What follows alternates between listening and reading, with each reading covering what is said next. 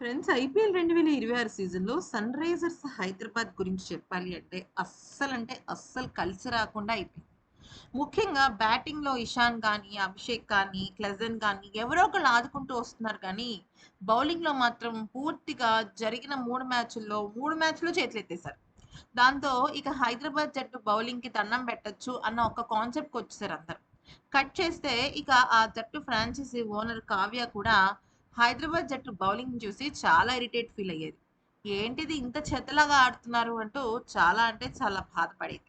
కానీ ఇప్పుడు అదే కావ్య మారన్ నేరుగా మైదానంలోకి వెళ్లి ఇద్దరు చిచ్చర పిడుగులకి స్వయంగా తన చేత్తోని కాస్ట్‌లియెస్ట్ వాచెస్‌ని గిఫ్ట్‌గా ఇచ్చింది.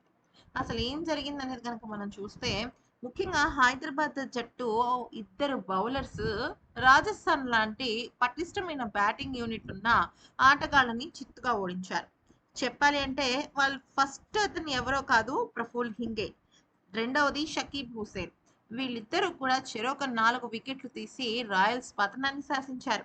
ఇక హింగే అయితే ఏకంగా ఒక్క ఓవర్‌లోనే 3 వికెట్లు పడగొట్టడంతో కావ్య మారన్ చాలా ఎమోషనల్ అయిపోయింది. ఇద్దరిని పర్సనల్‌గా పిలిచి మాట్లాడటమే కాకుండా వాళ్ళకి చాలా కాస్ట్‌లియెస్ట్ గిఫ్ట్‌ని వాళ్ళకి ప్రెజెంట్ చేస్తుందన్నమాట. అయితే దానిలో 3 పెయిర్స్ ఆఫ్ వాచెస్ అయితే ఉన్నాయన్నమాట. అయితే అది ఇవ్వడంతో ఒక్కసారిగా యువ ఆటగాళ్ళు ఫుల్ ఖుష్ అయిపోయారు. ఎందుకంటే ఎస్ఆర్‌హెచ్ జట్టు హైదరాబాద్ ఓనర్ ఫ్రాంచైజీ ఆ రకంగా వాళ్ళని పిలిచి స్పెషల్ గిఫ్ట్ ఇవ్వడం అనేది మామూలు విషయం కాదు.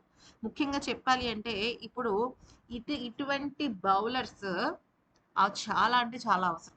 అందుకనే ఆ రకంగానే తను వీళ్ళకి ఒక స్పెషల్ గిఫ్ట్ ఇచ్చిందనమాట.